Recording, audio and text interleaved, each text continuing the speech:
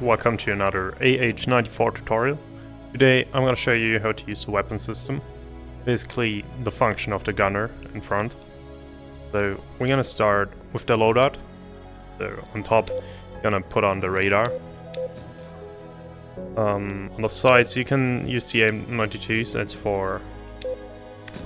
these are air-to-air missiles, so if there are any jets incoming, well, there hopefully there aren't any jets, because if there are jets you're probably gonna get killed. The AH-920s are pretty much shit. So if you're playing online, always make sure that you have like a jet in the air that's guarding you, because you're not very effective against enemy air vehicles. On the bottom we can take the 20mm or the 30mm. Many people prefer the 20mm, but I don't really understand why. I prefer the 30mm. These have the same amount of mission to 1200 rounds, but the 30mm is doing way more damage than the 20mm, and you can shoot way longer than with the 20mm, because this has a lower rate of fire, but the bullets will do more damage. They can just do more damage overall. So yeah, I prefer the 30mm. Just try both out and choose what fits you best. Then on the first tip, let's look at that tip, because I think these are all the options. So we have normal hydras up to 114. It's quite a lot, but these also weigh a lot. So yeah. Then we have AGMs. These are not fire and forget, so you have to shoot them and hold your TGP laser on target till impact. Because if you lose track, the missile is gonna go like where it was going. So you can't like shoot at one tank and then another tank, because then both missiles will go on the target that your laser is on. So these are a bit worse than these, because these, you see, fire and forget and smart self-targeting technology, which means you can fire at the tank and then hide behind cover again. The missile acquires its target automatically and will guide itself to the target, even if it's moving, so even moving tanks are no problem. As you can see, it can be fired without line of sight. I can show you later how this works. So we're gonna take one rack for now. And on the other side, we have the PGMs. These are kinda crappy missiles. You can guide them also with laser, but these are like the normal hydras, so basically laser guided hydras. I don't really like them, these are quite terrible. So yeah, then we have the GPU bombs. This is the only weapon that can destroy bunkers on the helicopter. So if there are any bunkers in a mission, take them with you. And then we just have the fuel tank, but I've never run out of that much fuel. This is enough for like 2 hours, I think, about 2 hours. So never had to use that one before. So we're gonna take a bit of everything. We got normal hydras, laser guided hydras, the AGMs, the better version, because it's just a crappy version of these AGMs, and some bunker busters. So let's start the mission. Alright, we're in the heli now, engine starting. So first let's look at the radar. Or let's look at the controls first. On the gunner seat, wait, a gunner seat, no, you can change it with that one in single player, by the way. So in the gunner seat, you see this one has special controls, right? So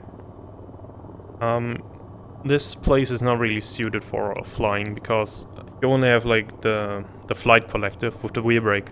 You can't use flares while normally flying, so if someone is gonna fire a heat-seeking towards you, like a Fox 2, yeah, it should be Fox 2. You can't drop flares while you're holding the collective. You have to hold this one, press the index finger in, and then press the weapon switch button to deploy flares.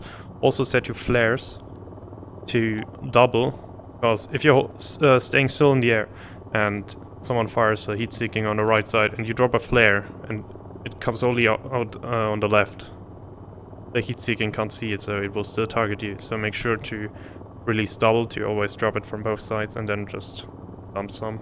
Look. Like this. So yeah. Also, when holding this collective, you can press the up button to enable the autopilot. This is quite useful when playing single player, because you can like fly to the target, press this button, the helicopter will hover for you, and then you can use the weapon systems. So, now let's come to the radar. So, the radar is quite special on this vehicle.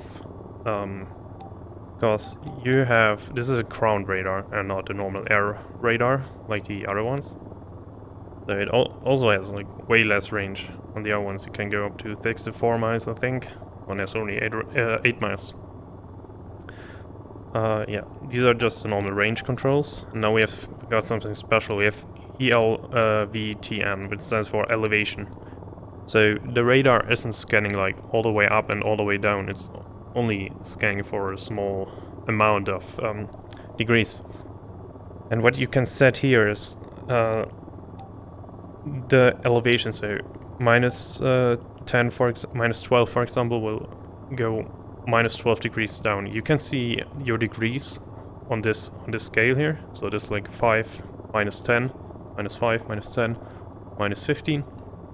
And the positive value is plus 5, plus 10, plus 15. That is, this would be plus 90 and minus 90. So when setting this up, let's say for example we want to scan these trees, right? So these are about minus 1 to minus 2 elevation. So we go to minus 1 to minus 2. Now you can see we are scanning the trees somewhere. I know, they're not getting rendered. But actually we're not scanning this line right now. We are scanning more like this line, because the radar isn't going from your... So like this is the flat curve, right? So this is 0 degrees on your current altitude level. But you see this plus sign? This is where your nose is pointing.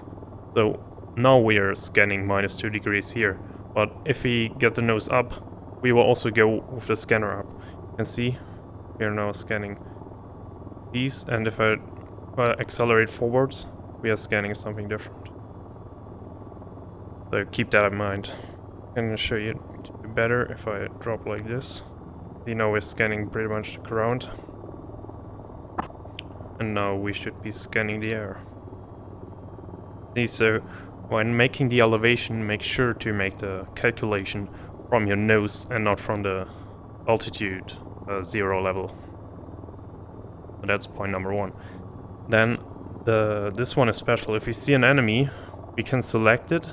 Go to make it an SOI.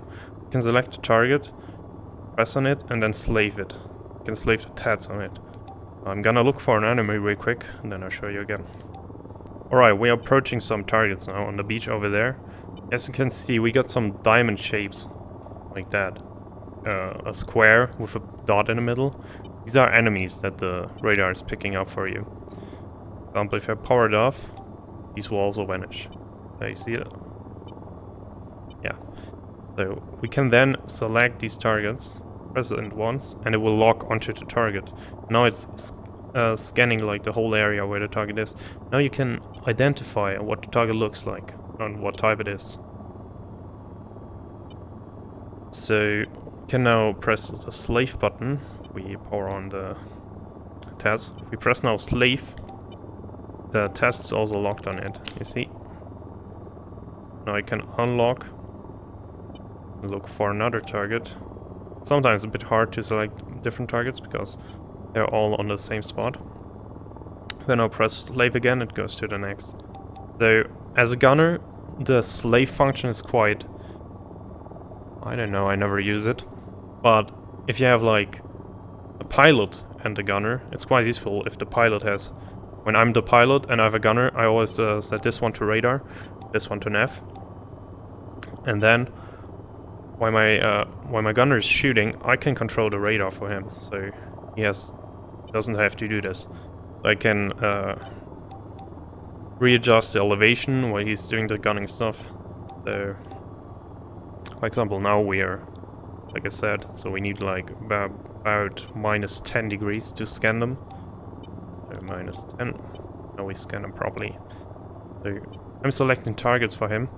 Then you also get a normal cross where when scanning for these. Now I can slave his TADs.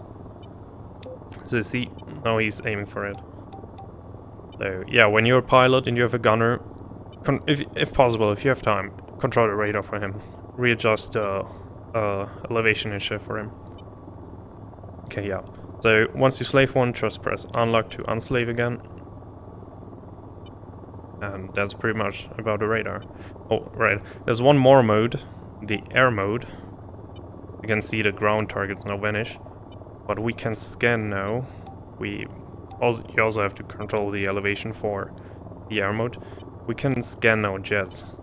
And also select them, leave them. Now we have like I think they even get a radar lock warning. So maybe you can scare some players with it. Probably not. They see on their RWR that you're an AH-94, and if they know a bit about the game, they know that you have no radar missiles, so probably won't do much for you. We're gonna turn on the weapons now. Yes. And we could shoot the IRs right now. So we have to select it. And we hold the fire button. Normally we would get a lock warning, but this one is too far away right now. And then you hold the fire button and then you press the weapon switch button. So usually you can only fire some weapons when you have a lock, like the normal RST and the normal AIM-9s. But the AIM-92, actually you can fire them without a lock, so you can just... We know that the jet is somewhere back there, so we can just... Oh, there it is. We can just look at it somehow, and then hold the index finger, and then press the weapon switch, and we can fire without a lock. Normally.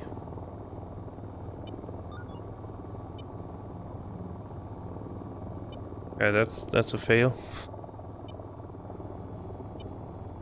Okay, apparently you can't fire without a lock. That's weird. I was definitely able to fire it once without a lock. Okay, maybe this got changed.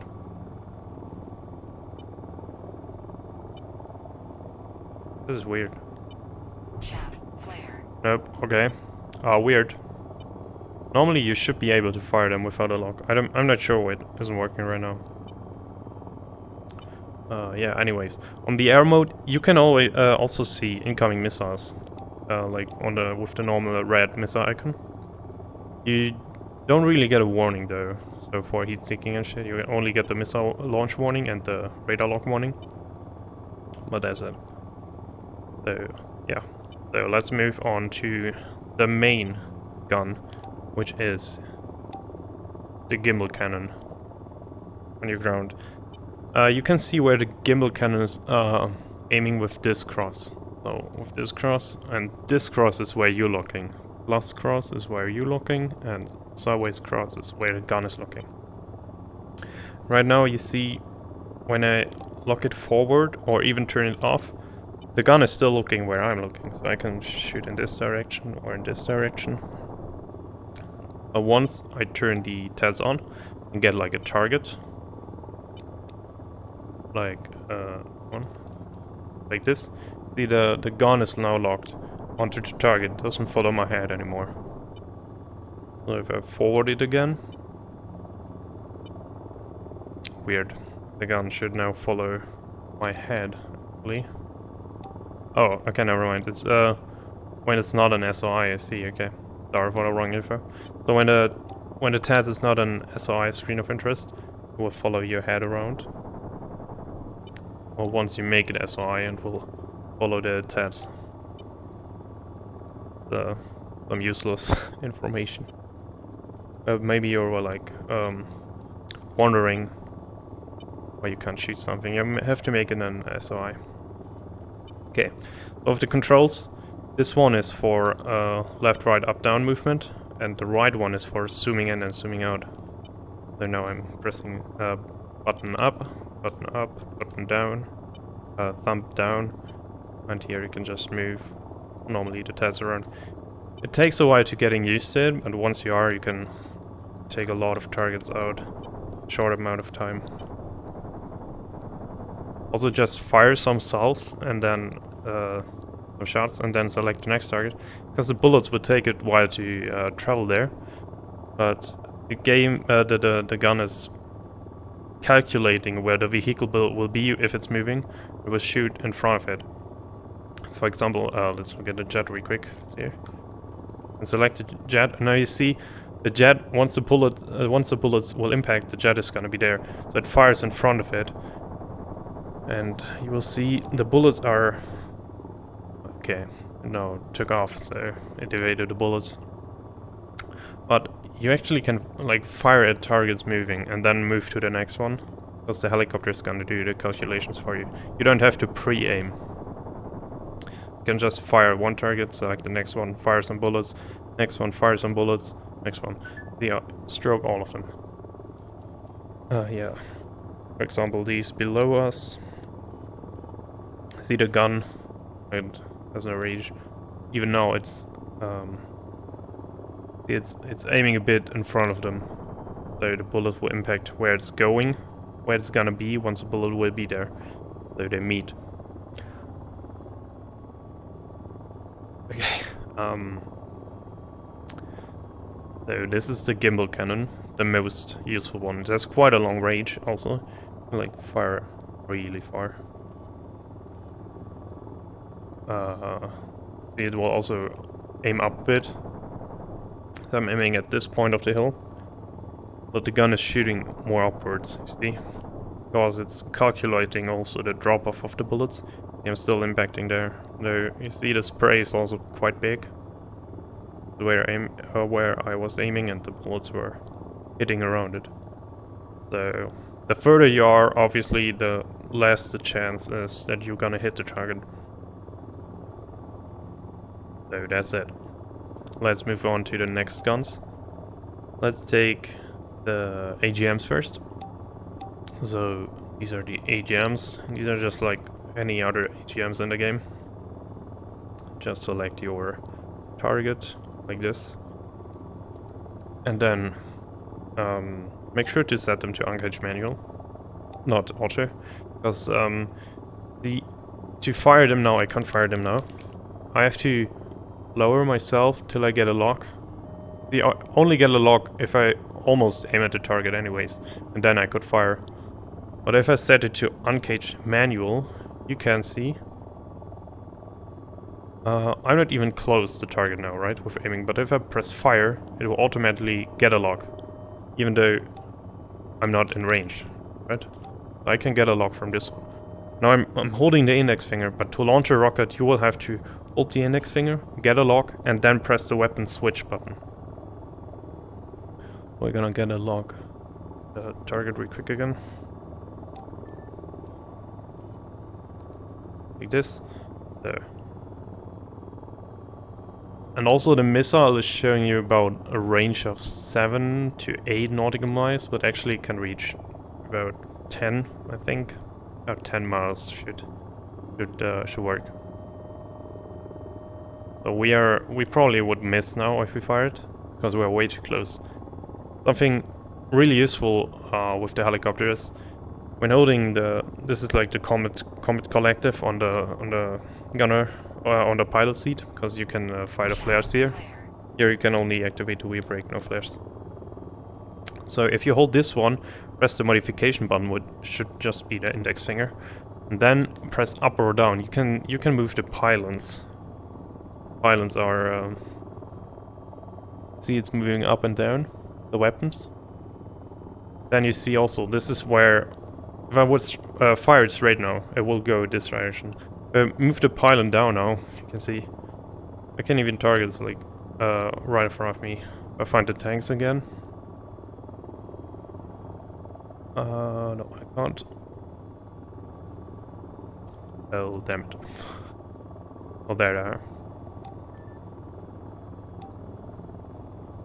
Get a lock again. There we are. Yeah, we can't hit them from here. take them out with the Hydra rockets. So that was basically anyways everything about the AGMs. Besides the off-screen lock-on, we will do that later. So we have the Hydras now. Hydras have the same pylon tilt like the AGMs, so you can fire like I'm firing a rocket now below me, down there, and if I aim up, you can fire above me. So like when having a sharp angel, you can fire in front of you, and when more like hovering, you can fire below you. Now we can use the other type of Hydras, the laser-guided Hydras. Let's get the targets again. There are. We get a laser lock. This is, by the way, a laser. The TGP is a targeting pod, so also your laser. We get a lock on them. The range with these is also really fucking low. You can see the range on the left side. Now in the empty space it says we are too close to the missile properly aligned with the target and hit. So we have to gain some distance between us and the target. Lost lock. Here we are. Gonna wait till they move down the street. This should work now. Now we have a laser lock, and I'm not guiding towards them, right? So you have to get a lock again, like the AGMs. Now you can fire them just like the AGMs. You see, it's going towards the laser. So even I'm aiming too high now. So yeah, they're just like AGMs, but pretty terrible. Yeah, I prefer the normal Hydras. You just have to aim like this, pray, and then get controls again. Hydras, if you have Hydras and the AH-92s, if I'm pilot, I prefer to fire them instead of the gunner, because when I'm the pilot, I'm seeing the helicopter, right? So I know exactly when the cross is gonna be there. So, like this, I know when the noise is pointing on the enemy, while the gunner has to like predict your input.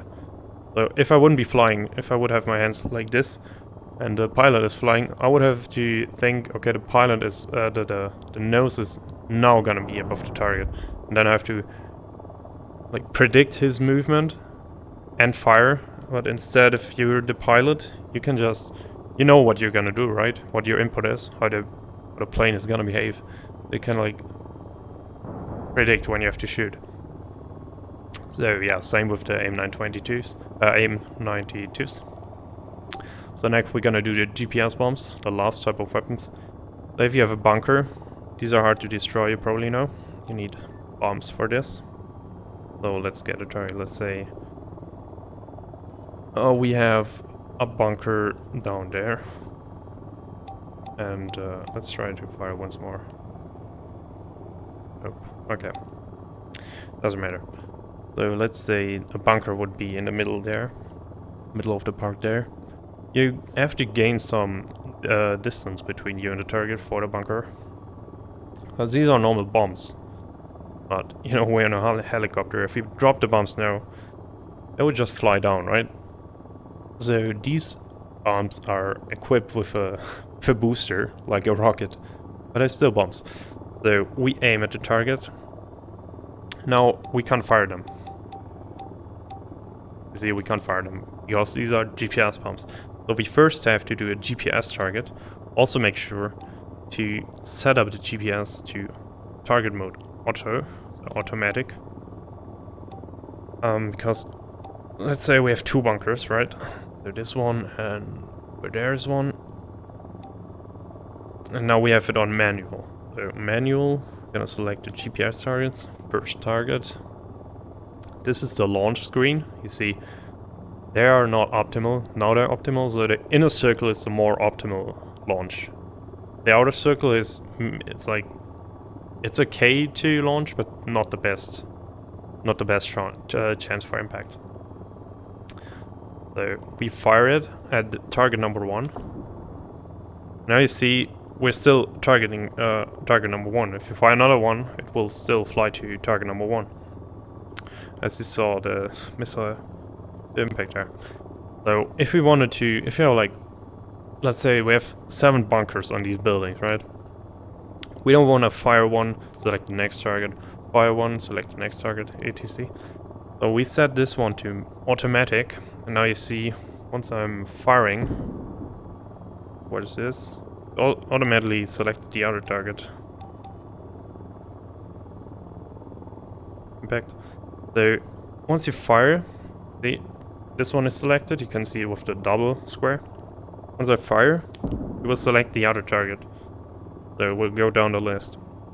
You can also hold the button, and this is the amount of bombs per minute.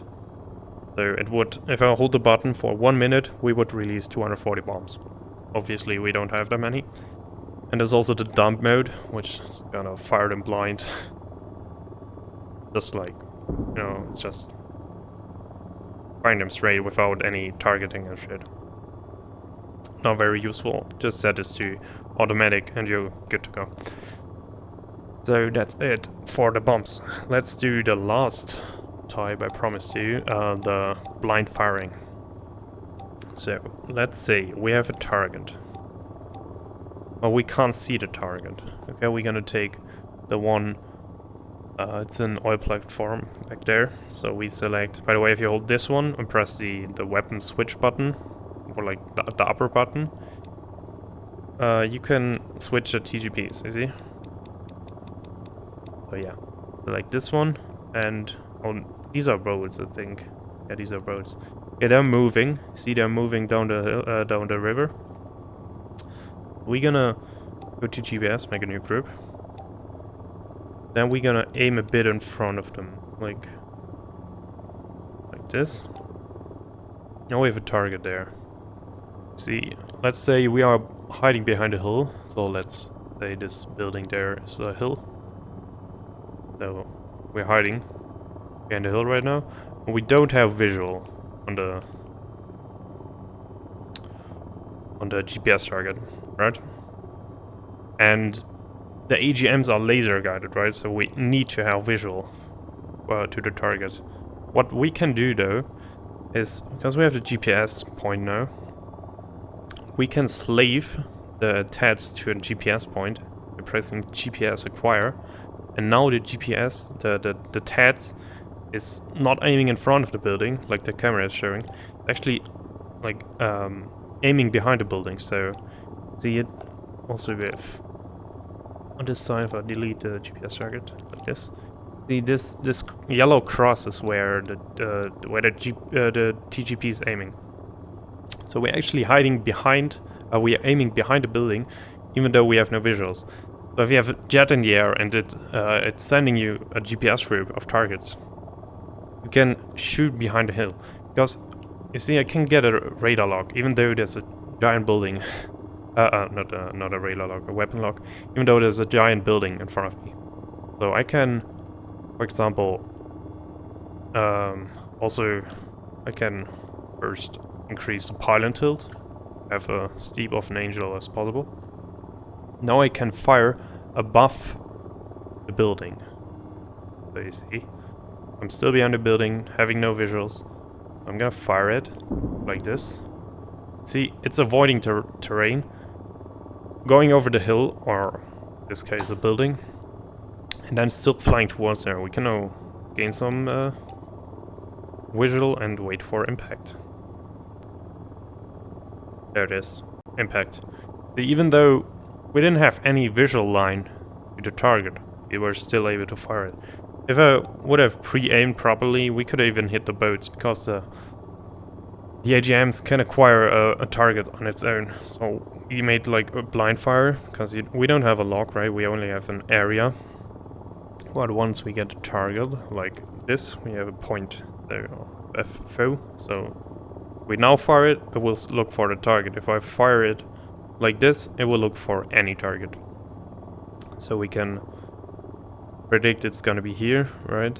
So if we're behind a building, we can look on the nav map and predict once the missile is there, it is gonna be around here. We launch a missile towards that point, and by the time the missile is traveling there, the boats will move toward this point, and the closer the missile is coming there, the higher the chance it will actually lock onto the boat.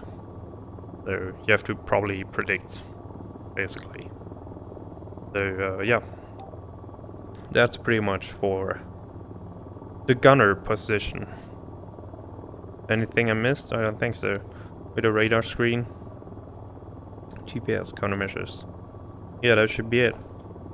So, if you have any questions, feel free to ask in the comments. And have a nice day. Goodbye.